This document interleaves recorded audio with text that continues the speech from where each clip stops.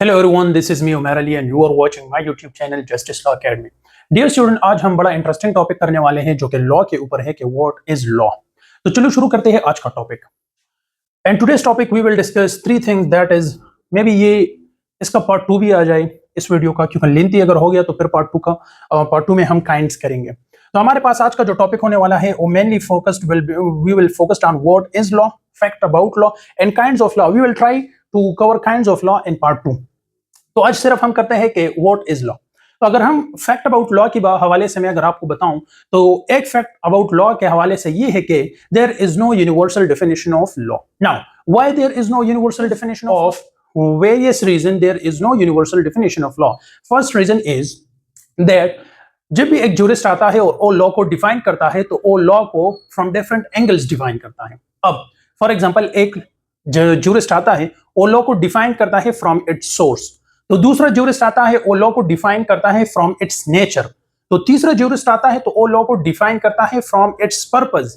तीसरा, चौथा, fifth, sixth and so on जितने भी आते हैं वो वेरियस एंगल से लॉ को डिफाइन करता है, जिसकी वजह से लॉ एक नहीं रहती, लॉ का डेफिनेशन सेम नहीं रहता, वो चेंज होता जाता है। सेकंड जो रीजन है वो ये है कि law is going to be defined for its purpose in society. अब एक लॉ का मकसद है सोसाइटी में लॉ को डिफाइन करा देता है। अब एक सोसाइटी में लॉ का एक पर्पस होगा तो दूसरे में दूसरा होगा। इसको एक एग्जांपल से समझते हैं कि फॉर एग्जांपल हमारे पास एक सोसाइटी है, उसमें एक सर्टेन प्रॉब्लम है, तो उस सर्टेन प्रॉब्लम को सॉल्व करने के लिए एक लॉ आ गई। तो अब इस सोसाइटी में इस लॉ को उस प्रॉब्लम के रेफरेंस में डिफाइन किया जाएगा। इसी तरह हमारे पास दूसरा एक सोसाइटी है, उसमें अलग से एक प्रॉब्लम है, तो ये लॉ इस सोसाइटी में उस प्रॉब्लम के रेफरेंस से डिफाइन होगा। तो यहाँ पे जब प्रॉब्लम्स ही वेरी कर रहे हैं तो डेफिनेशन ऑब्वियसली वेरी करेगा। थर्ड जो रीजन है तो वो ये है कि law is subjective in its nature, कि law subjective in its nature है कि मेरा जो अप्रोच है टुवर्ड्स लॉ वो डिफरेंट है, दूसरे का जो अप्रोच है टुवर्ड्स लॉ वो डिफरेंट है। पर माय नॉलेज जो लास्ट रीजन है तो वो ये है कि लॉ इवॉल्व कर रही है, लॉ में इवोल्यूशन होता जाता है, कि लॉ जहां से स्टार्ट किया हुआ था, लॉ ने जन्म लिया हुआ था और आज लॉ जहां तक पहुंचा है तो इसमें इवोल्यूशन हुआ है। तो आज से 10 साल बाद, 15 साल बाद, 30 साल बाद एंड सो ऑन जितना भी टाइम गुजरेगा लॉ और भी इवॉल्व होती जाएगी एंड आज जो डेफिनेशन है शायद फ्यूचर में ये फिर ना हो।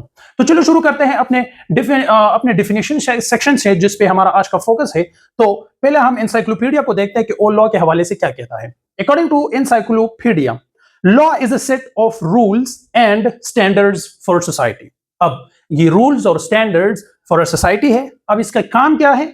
It guides how people should behave, human conduct को रेगुलेट कर रहा है, give rights and duties, human को इन सोसाइटी में राइट्स प्रोवाइड कर रहा है, उनके ड्यूटीज हाईलाइट कर रहे हैं, and helps to enforce those rules and standards through institutes. Law हमारे पास फर्स्ट सेट ऑफ रूल्स है एंड स्टैंडर्ड्स है फॉर सोसाइटी।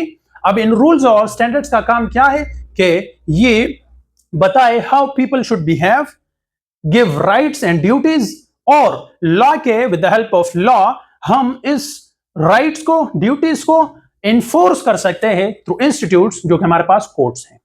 तो एनसाइक्लोपीडिया इन शॉर्ट कहता है कि law is a set of rules and standards for society and it guides how people should behave, give rights and duties and helps to enforce those rights and standards through institutes.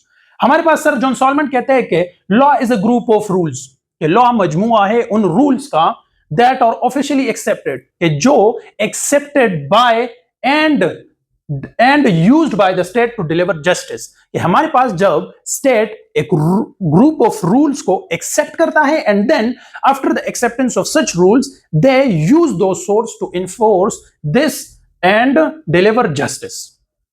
ठीक हो गया। अब हमारे पास Hobbes कहता है कि law is a command from those in power। तो ये कहता है कि जितने भी ऑर्डर्स किंग की तरफ से आते हैं, गवर्नमेंट की तरफ से आते हैं, वो लॉ है, क्योंकि वो एक अथॉरिटेटिव पर्सन है जो कि ऑर्डर्स दे सकता है and law is a command from those in power, क्योंकि वो पावर में है। आस्टन कहता है कि law is a command that people must follow.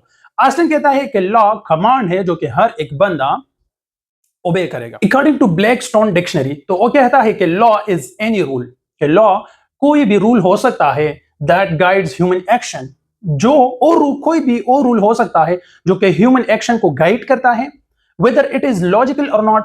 और रूल आया लॉजिकल भी हो सकता है, इलॉजिकल भी हो सकता है, with and applies to all living and non living things, और वो रूल अप्लाई करता है ऑल लिविंग पे एंड नॉन लिविंग पे। इसका एग्जांपल अगर हम देखें तो लॉ ऑफ ग्रेविटी, जो कि लॉ ऑफ ग्रेविटी ये है कि कोई भी चीज ऊपर से फेंकोगे तो वो नीचे की तरफ आएगी, ठीक हो गया। अब ये अप्लाई करता है ऑल ह्यूमन पे भी और नॉन ह्यूमन पे भी। तो ब्लैकस्टोन कहता है कि इसी तरह कोई भी रूल जो कि ख्वाह लॉजिकल हो या इलॉजिकल हो, कि ह्यूमन माइंड उस पर बिलीव करे या ना करे, लेकिन अगर उसका काम है कि वो ह्यूमन एक्शन को रेगुलेट करे एंड ह्यूमन और लिविंग और नॉन लिविंग थिंग पे अप्लाई करे, तो हमारे पास लॉ हो। अगर हम काइंड्स ऑफ लॉ के हवाले से बात करें तो हमारे पास ये काइंड से लॉ के हमारे पास फिजिकल लॉ है, प्रैक्टिकल लॉ है, नेचुरल लॉ है, कन्वेंशनल लॉ है, कस्टमरी लॉ है, सिविल लॉ है एंड इंटरनेशनल लॉ है।